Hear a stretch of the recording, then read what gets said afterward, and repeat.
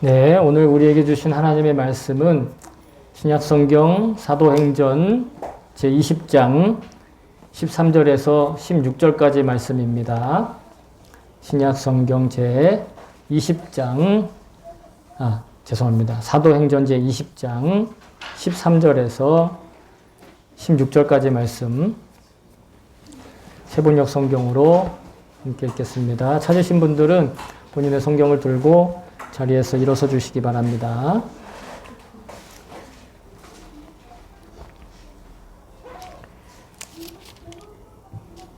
예, 되셨나요? 자, 그러면 우리 한 목소리로 주의 말씀을 받들겠습니다. 시작. 우리는 배에 먼저 가서 배를 타고 앗소를 향하여 떠났다. 우리는 거기에서부터 바울을 배에 태울 작정이었다. 바울이 앗소까지 걸어가고자 했기 때문에 그렇게 정한 것이었다. 우리는 앗소에서 바울을 만나서 그를 배에 태우고 미돌레네로 갔다. 그리고 우리는 거기에서 떠나서 이튿날 기오 맞은편에 이르고 다음날 사모에 들렀다가 그 다음날 밀레도에 이르렀다. 이런 행로를 취한 것은 바울이 아시아에서 시간을 허비하지 않으려고 에베소에 들르지 않기로 작정하였기 때문이다. 그는 할 수 있는 대로 오순절까지는 예루살렘에 도착하려고 서둘렀던 것이다. 아멘. 예, 주의 말씀입니다. 모두 자리에 앉아주시기 바랍니다. 예, 제가 설교를 위해서 잠깐 기도하겠습니다. 참 좋으신 하나님, 이 시간 주님의 그 귀하신 말씀을 듣고자 주님의 사랑하시는 백성들이 모였습니다. 하나님, 다만 인간의 목소리로 전하고 그 울림으로 우리의 귀에 와서 닿지만 우리 마음으로는 하나님의 음성을 들을 수 있는 정말 놀랍고 기적과 같은 시간들을 허락하여 주시옵소서. 부족하고 무익한 종이지만 하나님 이 시간 저에게 뿐만 아니라 이 자리에 모여있는 모든 주님의 사랑하시는 지체들에게 성령의 불을 내려 주시옵소서. 성령으로 친히 역사하여 주시옵소서. 하나님 손으로 우리들의 마음을, 생각을 만져주시고 또 품어주시고 그래서 성령 충만한 시간 될 수 있도록 주님 허락하여 주시옵소서. 감사드리며 예수님의 이름으로 기도하옵나이다. 아멘. 아멘. 할렐루야. 아멘. 주의 귀하신 이름을 찬양합니다. 아멘. 여러분 지난 한 주간도 잘 지내셨죠? 왜냐하면 주님께서 동행하시고 주님이 언제나 늘 함께 계셨기 때문에 우리가 어떤 형편에 있었든 또 우리가 어떤 조건에 있었든 간에 어떤 환경에 있었든 간에 우리는 이미 너무도 잘 지내고 너무도 아름다운 삶을 산 줄로 믿습니다. 우리가 어떠한 일상을 살든 또 어떤 모습으로 살았든 주님은 우리에게 은혜를 변함없이 채우시고 사랑으로 우리를 감싸고 인도해 주시는 것을 믿습니다. 오늘 다시금 말씀을 통해 주님께서 주시는 그 은혜와 사랑이 주님의 귀한 음성으로 저와 여러분들에게 들려지고 마음 깊이 새겨지는 시간 될 수 있기를 다시 한번 여러분들을 주의 이름으로 축복합니다. 아멘. 지난주 말씀을 잠깐 아주 짧게 요약을 하자면 사도 바울이 이제 에베소에서의 사역을 정리를 하고 예루살렘으로 가는 중간에 그 유럽이었던 마케도니아와 아가야를 거쳐 거기에서 이제 구제 헌금을 모금을 해서 다시 드로아에 도착을 한 날이 주일이었습니다. 그래서 주일에 떡을 떼고 그리고 말씀을 나누는데 좀 불미스러운 일이 일어났어요. 사건이라기보다는 사고가 났죠. 3층에서 말씀을 듣던 유두고라고 하는 젊은 청년이 떨어져서 죽었습니다. 그런데 사도 바울이 일으켜보니 숨을 쉬고 있었죠. 그래서 그 유두고로 인해서 그 교회와 가족들이 큰 위로를 얻었습니다. 그래서 메시지를 전하기를 우리도 주일에 첫 날을 구별해서 예배를 드리는 일이 때로는 지루하고 때로는 권태롭고 때로는 감격스럽지 않은 그냥 평범한 그런 일들이 있지만 그때 권태롭고 지루하고 또 했던 그런 일상이 우리의 영과 육이 다시 되살아나고 그래서 나 스스로 기쁠 뿐만 아니라 내가 우리의 가족들과 우리의 이웃들과 내가 서 있는 그 자리에 서는 그 사람들을 기쁘게 하고 소망을 주는 그런 삶이 되기를 다시 한번 우리가 그 메시지를 통해서 주님의 음성을 들은 줄로 믿습니다. 그렇게 의미심장한 주일을 지내고 나서 바울은 이제 길을 다시 떠납니다. 예루살렘을 향한 여정의 경로 그리고 목적지가 오늘 본문에 이제 소개되고 있는데요. 오늘 본문은 그전 본문하고 좀 분위기가 다르게 우리라고 하는 주어로 시작합니다. 우리는 배를 타고 갔다. 이렇게 아마 여기서 말하는 우리라는 이 주체는 이 사도행전을 기록한 누가와 그리고 아마 이 사도 바울의 동역자들 지난주에 함께 거론했던 7명의 동역자가 있지 않습니까? 이 동역자들이었었던 것 같아요. 그런데 이 사람들은 먼저 배를 타고 떠났다. 그리고 바울은 배를 안 탔다는 얘기죠. 바울은 혼자서 걸어서 아소까지 갔다라는 겁니다.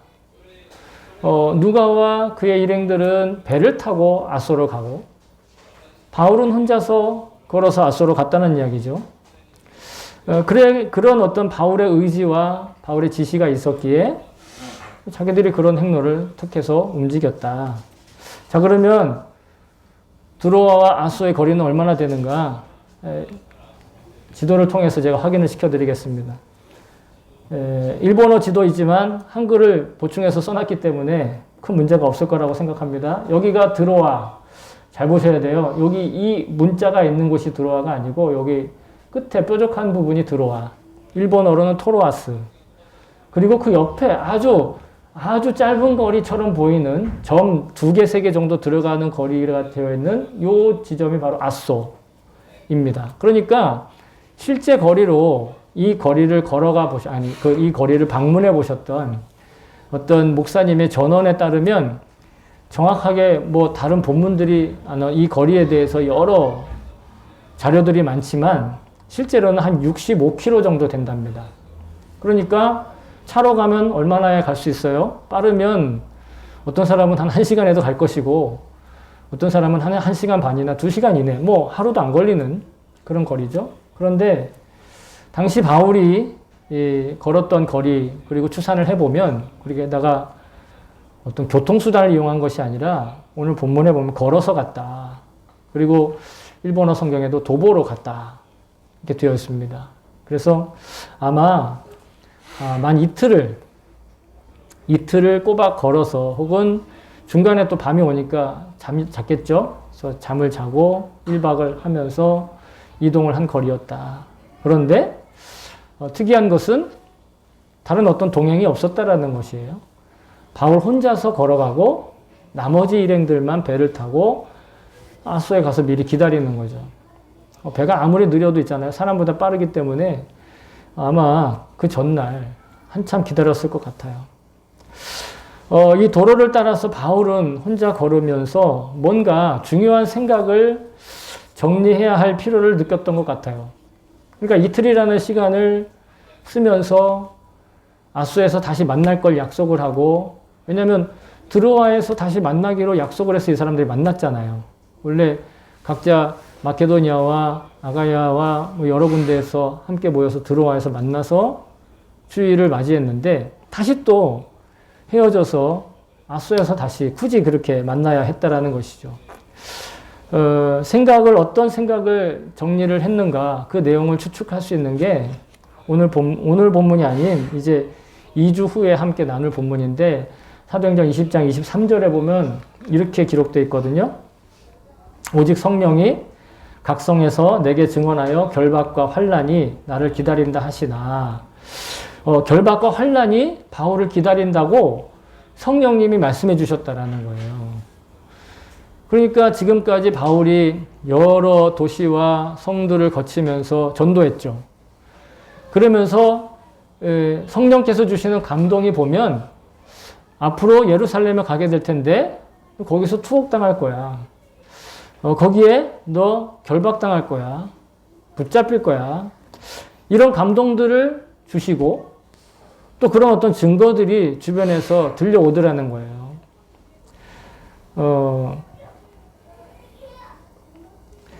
뭐 이거에 관련된 자세한 내용은 2주 후에 같이 나누겠지만 오늘 본문을 통해서 그럼 바울이 그런 어떤 이틀 동안에 혼자 걸어서 이동을 하면서 혼자서 어떤 생각을 정리하는 그런 부분들에 대해서 초점을 맞춰서 오늘 우리의 삶에 대해서 한번 되돌아보고자 하는데요. 바울은 주님께서 주신 그 마음과 그리고 그 음성, 여러 가지 증거들을 가지고 자기 혼자만의 고독한 시간과 장소를 가졌다라는 게 초점입니다. 중요한 건 그가 어떤 음성을 들었느냐, 그가 어떤 루트를 통해서 그걸 알게 됐느냐는 중요하지 않아요. 중요한 건 뭐냐면 그가 음성을 들었을 수도 있고 여러 증언들이 주변에서 들려왔을 수도 있어요. 그런데 그것을 어떻게 받아들일 것인가에 대해서 어떻게 받아들이고 어떻게 내가 반응해야 될까에 대해서 혼자서 그것을 주님과 독대하여 판단하는 시간, 자기 마음에 확증하는 그 시간을 가졌다라는 거. 그 옆에 그걸로 여시면 되는데. 네. 아이들이 너무 신났습니다. 뭐 아이들이 신난 거 어쩔 수 없지만 빨리 우리가 이사를 가서 이런 일이 없었으면 좋겠습니다. 자, 다시 정리를 해드리면 사도 바울이 이틀이라는 시간을 길에서 걸으면서 지금까지 자기가 전도해서 주님으로부터 받은 마음, 그 생각들을 정확하고 명확하게 확증하는 시간을 가졌다라는 거예요. 혼자만의 시간. 제가 고등학교에 가가지고 새로 배운 과목들이 꽤 있는데 그 중에 하나가 윤리라는 과목이었어요. 중학교 때나 중학교 때나 초등학교 때는 도덕이라고 하죠. 근데 윤리라는 과목이 생기는 거예요. 그러면서 철학자들의 이야기가 나오는데 그 중에 제가 아직도 잊혀지지 않는 철학자의 굉장히 이렇게 아주 명언이라고 할까요? 철학자의 한 말이 아직도 잊혀지지 않는, 처음 들었을 때부터 지금까지 큰 인상적인 표현인데 그게 바로 신 앞에선 단독자라는 표현이 있어요. 인간의 운명을 이야기할 때 그는 신 앞에선 단독자라는 거예요. 신 앞에서는 그 어느 누구도 그 사람의 인생을 대체할 수 없고 그 인생은 자기가 끝까지 책임지고 그 인생을 끝까지 책임감 하에 살아야 된다라는 것. 바로 기독교 철학자인 키에르케고르의 명언이고 표현인데 인간은 누구나 개별적인 책임감을 가지고 하나님 앞에 반드시 심판받을 날이 온다라는 거예요. 그게 어떤 무리 아니면 이런 어떤 군중이나 아니면 관계 혈연에 의해서 그 사람이 규정지어지는 것이 아니라 각자 한 사람 한 사람이 다 하나님 앞에서 그 사람 고유의 심판을 받는다라는 거예요. 이 사람이 훌륭한 집안에서 태어났으니까 그 훌륭한 집안에 따라서 그에게 심판을 받는다든지 아니면 이 사람은 저주받을 집안에서 태어났으니까 어쩔 수 없이 그냥 저주받은 인생으로 끝난다든지 그러지 않는다라는 거예요. 구약 성경의 에스겔서에서 이미 그 말씀을 우리에게 알려주고 계세요. 에스겔이 이렇게 이야기를 합니다. 이스라엘 백성에게 너희가 이스라엘 땅에 관한 속담에 이르기를 아버지가 신포도를 먹었으므로 그의 아들의 이가 시리다고 함은 어찌 됨이냐. 주 여호와의 말씀이니라. 내가 나의 삶을 두고 맹세하노니 너희가 이스라엘 가운데서 다시는 이 속담을 쓰지 못하게 되리라. 모든 영혼이 다 내게 속한지라 아버지의 영혼이 내게 속함같이 그의 아들의 영혼도 내게 속하였나니 범죄하는 그 영혼이 죽으리라. 아버지가 범죄했다고 아들까지 같이 심판받지 않는다라는 거예요. 부모가 훌륭한 신앙을 가졌다고 그 아들도 똑같이 훌륭한 신앙으로서 인정받지 않는다라는 거예요. 각자의 믿음이 아버지의 믿음과 아들의 믿음이 각각 별개라는 것입니다. 우리의 선조가 즉 이스라엘 백성들은 그 이스라엘 백성들 선조들이 하나님께 선택받고 하나님께 칭찬받았다고 으쓱하고 자랑했어요. 그런데 그것이 아니라 그래서 자연스럽게 구원받는 것이 아니라 내가 주님 앞에 인정받아야 된다는 거예요. 반대로 집안이 저주를 받았으니 그 후손도 별 수 없이 다 저주를 받는다 하는 그런 운명도 아니라는 거예요. 각자 한 사람. 부모가 좋아서, 부모의 믿음이 좋아서 자녀가 믿음이 좋은 것도 아니고 부모가 믿음이 없으니 자녀가 구원받지 못하는 것도 아니다라는 거예요. 여러분, 믿음이 있는 집안에서 태어나는 게 복이긴 하지요. 하지만 믿지 않는 집안에서 태어나는 것이 우리의 믿음에 걸림돌이 될 수 없다라는 것입니다. 결국은 개인적으로 그리고 개별적으로 주님과의 그 고유한 시간, 고유한 만남의 시간, 이런 시간이 필요하고 지켜야 한다라는 것이죠. 여러분, 교회와 성도의 관계도 마찬가지입니다. 집안의 문제만이 아니라 어떤 교회는 그 안에 들어가기만 해도 막 믿음이 막 좋아질 것 같은 그런 분위기에 꽉 차 있는, 그래서 마치 거기 안에만 들어가면 그냥 나 자동으로 그냥 구원받을 것 같은. 그런데 또 어떤 교회는 가면 그 분위기 자체가 어두워서 그냥 믿음이 자라지 않을 것 같은. 그러나 여러분, 물론 믿음이 자라는 디딤돌이 될 만한 분위기의 교회 공동체가 있고요. 반대로 걸림돌이 되는 그런 분위기가 있는 교회 공동체도 있는 것이 현실은 맞습니다. 그러나 그렇다고 해서 그 믿음 좋은 분위기에 들어간다고 해서 내가 구원받고 믿음이 좋지 않은 분위기에 내가 있다고 해서 내가 버려지는 게 아니라는 거예요. 어떤 분위기든 어떤 환경이든 주님 앞에 서 있는 내가 주님과 어떠한 관계에 있는가, 주님과 어떠한 만남을 개별적으로, 개인적으로 가지고 있는가. 우리의 건강한 믿음 생활은, 바르고 건강한 믿음 생활을 위해서는 반드시 우리는 개별적이고 개인적인 영성 훈련의 시간, 장소를 반드시 확보해야 된다는 것이죠. 예수님이 이렇게 말씀하셨어요. 제자들한테 기도를 가르치시면서 너는 기도할 때에 내 골방에 들어가 문을 닫고 은밀한 중에 계신 네 아버지께 기도하라. 은밀한 중에 보시는 네 아버지께서 갚으시리라. 이게 하나님 앞에서 하나님과 함께 나 혼자 설 수 있고 앉아 있을 수 있고 마음을 열어놓을 수 있는 그런 장소와 시간 필요하다는 거예요. 개별적이고 개인적이고 친밀하고도 고독한 그런 시간, 그런 장소 있어야 된다는 거예요. 그러나 그 장소와 그 시간에 집착하라는 얘기가 아니에요. 꼭 그런 장소가 있느냐 없느냐의 여부가 아니라 하나님은 내가 숨어서 기도하고 사람들이 보이지 않는 곳에서 기도하고 사람들이 인정해주지 않는 곳에서 그런 분위기가 아닌 곳에서 기도하고 주님을 바라봐도 주님 다 알고 계시니까 안심하고 기도하라는 거예요. 친밀하게 기도하라는 것이지 야 반드시 골방을 만들어야 돼. 물론 도움이 될 수 있어요. 골방과 다른 시간을 구별해 놓는 게 우리한테 도움이 될 수 있어요. 중요한 것은 주님과 친밀하게 기도하고 영성생활해도 다 괜찮다. 꼭 그런 분위기의 공동체, 꼭 그런 대단한 혈통의 가문에서 태어나지 않아도 하나님 얼마든지 우리 기도를 들으시고 얼마든지 우리의 믿음을 자라나게 하신다라는 거예요.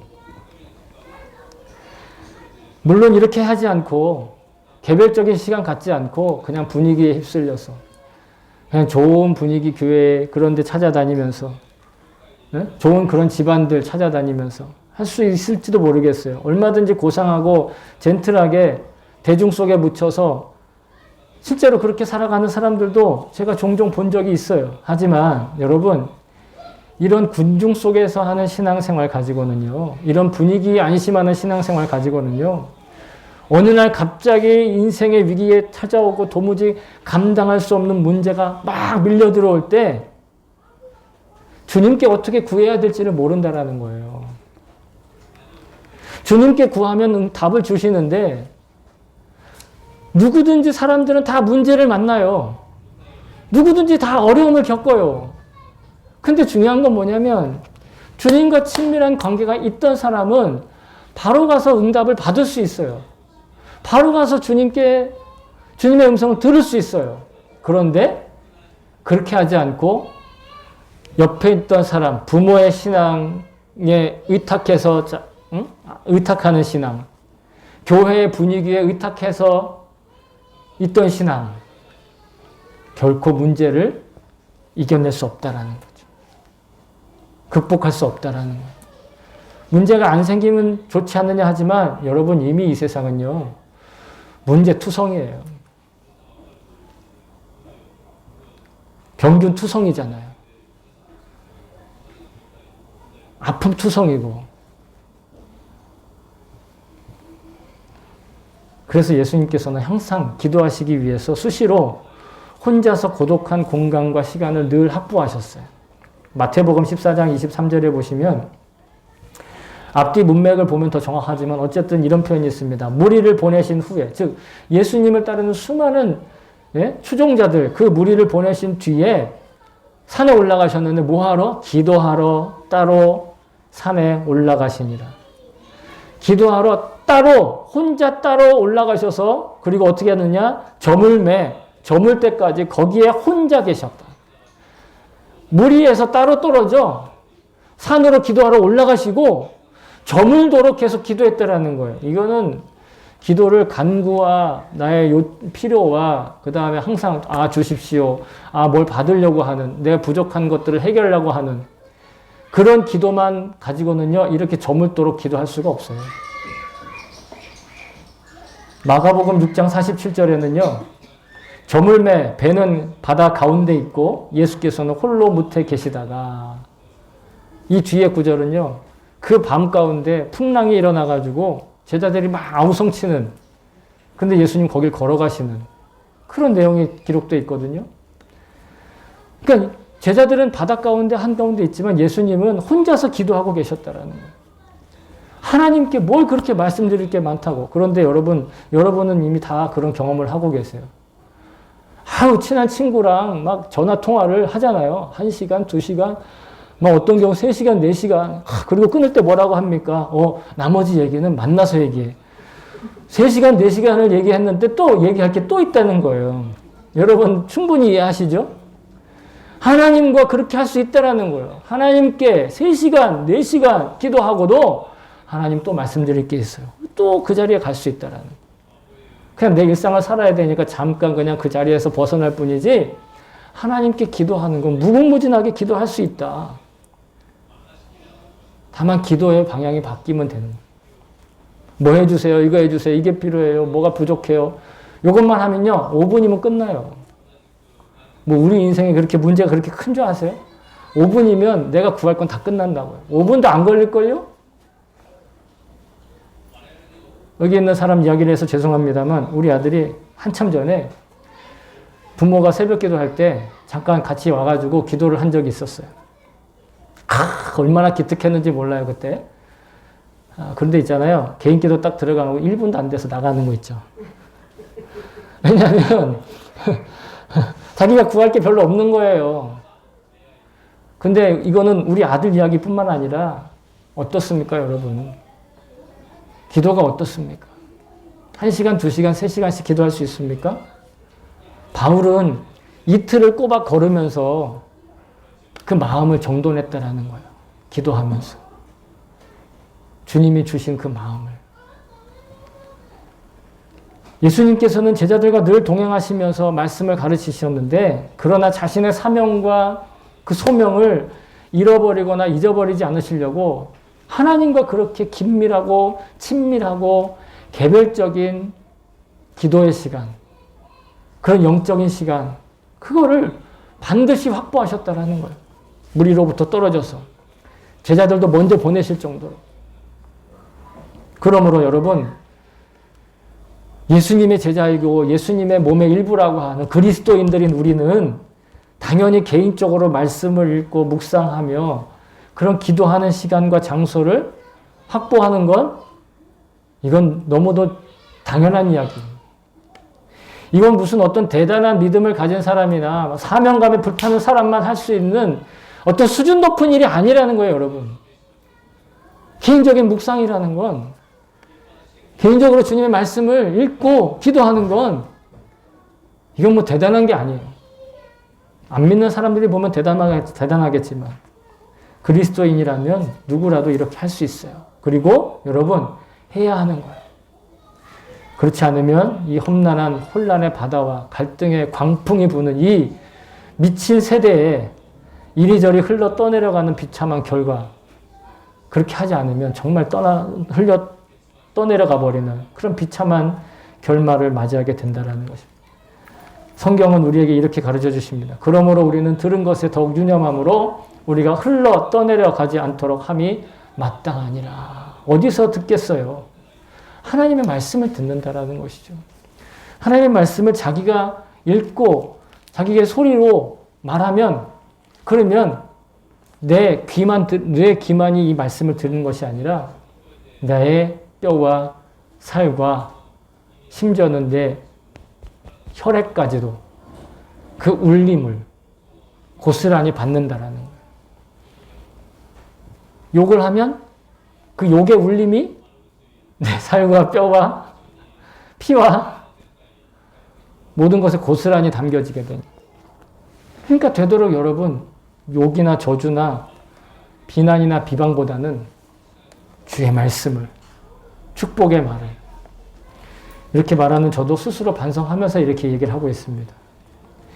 여러분, 개인적으로 주님 앞에 홀로 앉아 말씀과 기도로 자신을 추스리고 마음을 지키는 그런 시간과 공간, 여러분 꼭 가지시기를 다시 한번 주의 이름으로 축복합니다.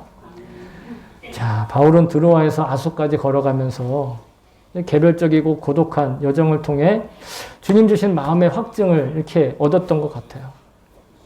왜냐하면 그 후에 이제는 그가 가는 여행의 일정이 거침이 없습니다. 자, 아까 말씀드렸죠?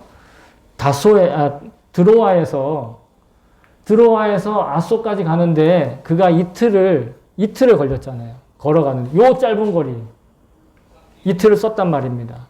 그런데 이 아소에서부터 그 다음 지금 오늘 본문에까지 나와요. 최종 목적지는 뭐 예루살렘이지만 오늘 본문에 나오는 에베소에서 일하는 장로들을 불러다가 이제 작별 인사를 하는, 이제 그들과 헤어지는 그 작별 인사를 하는 장소로서 밀레도라고 하는 장소를 선택했어요. 이 밀레도는 항구 도시이면서 에베소와 가장 가까운 항구 도시예요. 그런데 에베소를 들리지 않고 밀레도로 곧바로 갔다라는 겁니다. 시간을 아끼기 위해서. 그래서 여기서부터 여기까지 가는데 보면 오늘 본문 14절부터 15절에 보시면 나흘이 걸립니다. 이 먼 거리를 가는데 3, 4일에 그냥 후딱 지나간다라는 거예요. 왜 그렇게 했을까요? 16절에 그런 이유가 나오는데 바울이 시간을 어떻게 한다? 허비하지 않으려고. 시간을 허비하지 않고 시간을 낭비하지 않고 에베소에 거치지 않고, 에베소 가면 또 막 인사도 해야 되고 사람들이 막 만나서 대화도 하고 하는데 그렇게 하지 않고 여기에 에베소의 장로들만 불러다가 이야기를 하고 빨리 지나갔다라는 거. 바울은 이틀 동안을 일행과 따로 떨어져서 혼자 걸으면서 아까 말씀드린 주님 앞에 선 단독자의 태도와 자세로 성령께서 주신 감동을 다시 한번 확증하고 확인하고 또 응답을 받았어요. 확실하구나. 그리고 주님께서 허락하신 비전을 분명하고도 명확하게 붙들었습니다. 이제 주님께서 나에게 어떤 일을 하실지 확실하게 보여주는 거예요. 그러니까 더 이상 그는 망설일 일도 주저할 일도 없고 어떻게 해요? 신속히 그 길을 따라가는 것이죠. 앞만 보고 딴 옆을 보지 않는 거죠.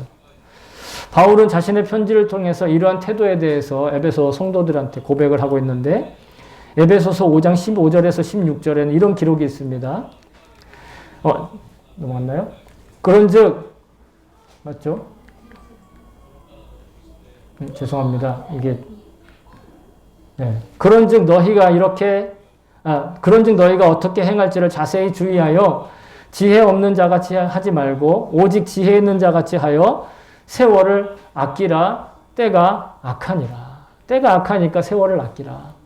사람들이 이 구절을 한글로만 이렇게 읽어보면 부지런히 살아라. 새벽 일찍부터 일어나서 열심히 살아라. 이런 뜻으로 이해하지만 그것이 아니라 세월을 아낀다는 이 표현은 인생이라고 하는 이름으로 주어진 우리의 사명이 있어요.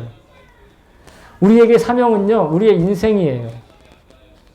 어떤 뭔가 뜬구름 잡는 거대한 이제 앞으로 나는 이런 위대한 인물이 될 거야. 우리 자식들은 위대한 인물이 될 거야. 이게 사명이나 비전이 아니고 각자 인생에게 하나님이 맡기신 그 시간들이 곧 우리의 사명인데 그 사명의 시간들을 허비하지 않고 자신의 길을 주님의 뜻에 따라 담대하게 걸어가는.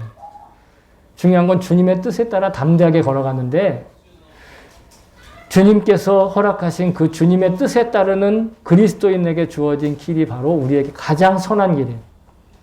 그 길은 하나님께서 기뻐하시는 길. 하나님께서 기뻐하시는 인생을 살아가는 것. 하나님이 기뻐하시는 일상을 살아가는 것. 그래서 에베소서 15장 16절 이하에 바울이 다시 성도들에게 세월을 아끼는 게 뭐다라는 걸 아주 구체적으로 기록을 하고 제시를 하고 있는데요. 여러분 에베소서 5장 17절 21절 보여드리겠지만 댁에 가셔서 메모를 해놓으시고 댁에 가서 한 번 더 읽어보세요. 이렇게 말씀하십니다. 그러므로 어리석은 자가 되지 말고 오직 주의 뜻이 무엇인가 죄송합니다. 그러므로 어리석은 자가 되지 말고 오직 주의 뜻이 무엇인가 이해하라. 술 취하지 말라. 이는 방탕한 것이니 오직 성령으로 충만함을 받으라.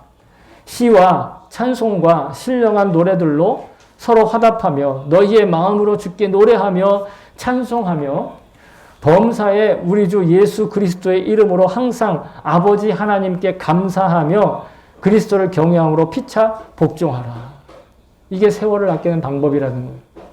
세월을 아낀다라는 게 아침 6시 몇 분부터 일어나가지고 그때부터 뭘 이렇게 하고 그 다음에 아침밥 먹고 그 다음에 뭐 하고 그 다음에 점심밥 먹고 이게 세월을 아끼는 것이 아니라 이와 같이 하나님께서 기뻐하시는 일에 자신의 인생을 쓰는 거예요. 이 일들을 위해서 자기의 시간을 사용한다라는 거예요. 여러분 혹시 이와 같은 일들이 어렵다고 느껴지십니까? 과연 그렇다면 그렇게 느껴지는 이유 감히 제가 말씀드리면 앞서서 말씀드린 주님 앞에선 단독자로서의 삶과 시간과 장소를 구별해 놓지 않고 확보해 놓지 않으면 너무 어렵게 느껴져요. 매일매일 주님 말씀 읽어보세요. 매일매일 주님의 말씀으로 기도하고 묵상해 보세요. 이 말씀들은 너무도 당연하게 이렇게 살아야 돼. 이게 하나님이 기뻐하시는 일이야. 이게 하나님께서 당연히 나한테 맡기신 일이야.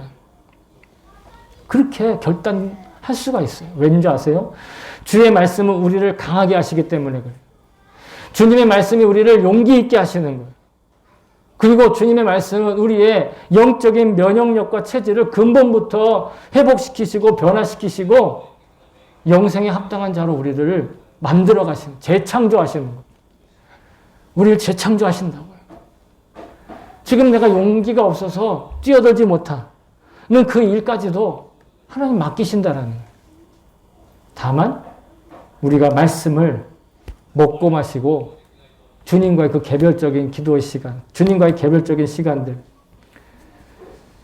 이런 시간들을 가져야 된다라는, 순종해야 한다라는 거죠.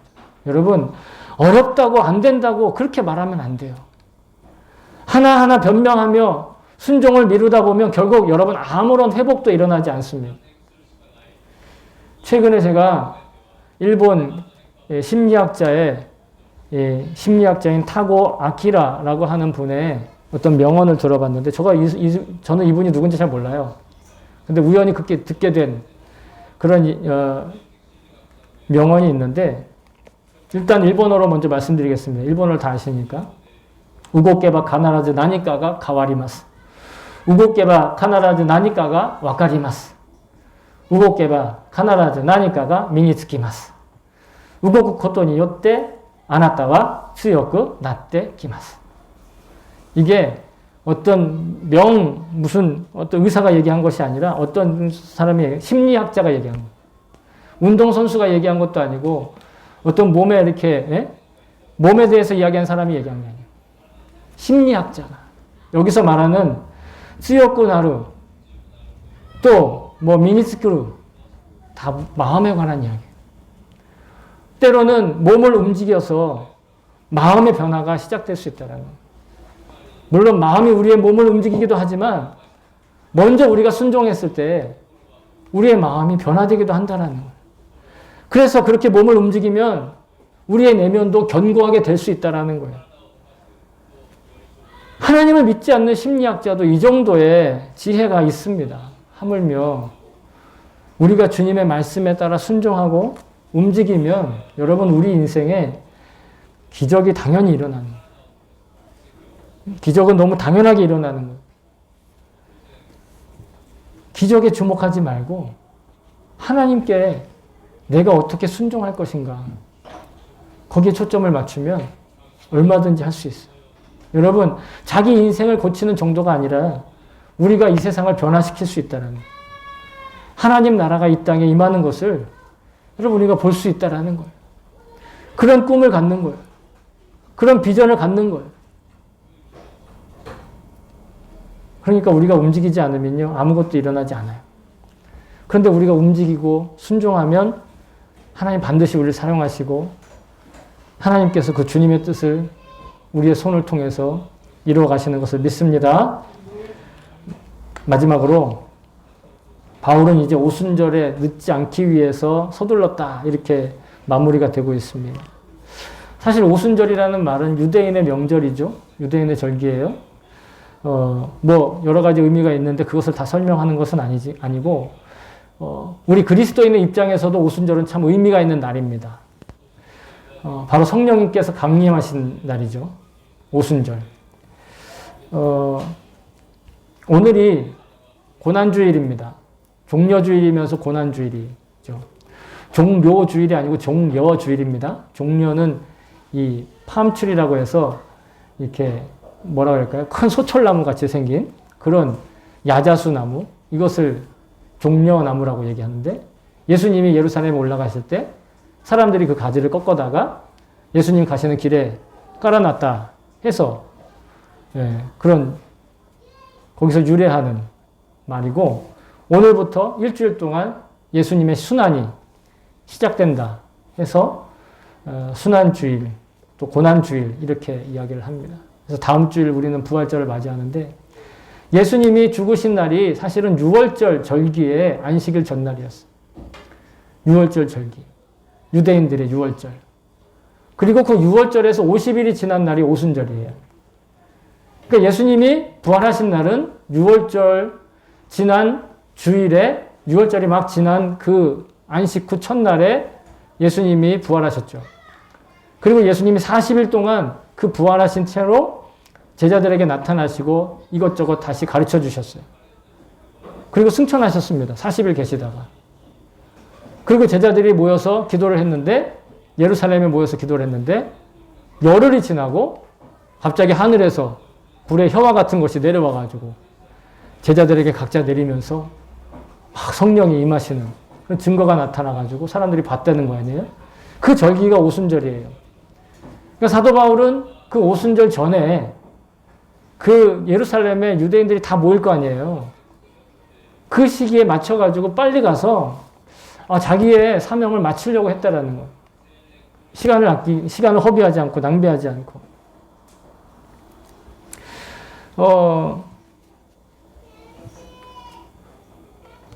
우리가 오늘 고난주간, 그리고 제가 주보에 항상 기독교 교회력의 절기에 대해서 이렇게 늘 기록을 해놓는데, 그런 절기들을 통해서 사실은 우리는 우리의 삶에, 우리 몸의 패턴을 하나님 앞에 점검해 나아가는 거예요. 농사를 지을 때 24절기에 따라서 농사를 짓잖아요. 우리는 우리 신앙의 성장을 성경에 기록되어 있고 교회 전통으로 만들어진 교회력을 통해서 우리의 신앙을 잘 점검을 하는 것입니다. 오늘 이 한 주간 고난주간을 잘 지키면서, 우리가 사순절을 지키면서 고난주간을 지켜가면서 이제 부활절기를 맞이할 텐데, 그 부활절을 통하여 하나님께서 주신, 주님께서 주신 각별한 은혜와 응답이 반드시 저와 여러분 가운데 있을 줄로 믿습니다. 사랑하는 성도 여러분, 신앙생활은 뭔가 대단한 기적을 경험해야 강력해지는 게 아닙니다. 매일 하루에 하루만큼 쌓여져 가는 은혜로만 견고해지는 것입니다. 하루하루 주어지는 그 일상의 시간 중에 말씀을 먹고 기도로 고백하는 그 시간을 통해 여러분, 우리는 견고해지고 있는 것입니다. 그렇게 매일매일 쌓여진 은혜가 우리가 만나는 결정적인 위기의 순간에 우리를 기회의 존재로 변화시켜주는 것임을 저는 믿습니다. 복음은 우리에게 분명한 비전을 보여주십니다. 그리고 그 분명한 비전을 통해 세월을 아끼고 거룩한 그리고 경건한 일상을 살 수 있는 또한 능력까지도 부어주십니다. 매일 말씀 먹고 기도로 주님과 동행하시기를 다시 한번 여러분 권면합니다. 일상을 살면서도 부활하신 주님께서 지금 나와 동행하고 계심을 잊지 않기를 여러분 정말 바랍니다. 이번 한 주간 주님의 십자가와 죽으심을 묵상하며 나의 죄도 이미 함께 죽었음을 여러분 기억합시다. 그래서 부활하신 주님께서 나에게 활기차고 생기 넘치는 일상을 매일매일 끊임없이 지금 부어주고 계신다라는 그 진실, 그 약속이 정말 믿어지시기를 다시 한번 주님의 이름으로 축복하며 주님의 이름으로 다시 한번 축복합니다. 아멘.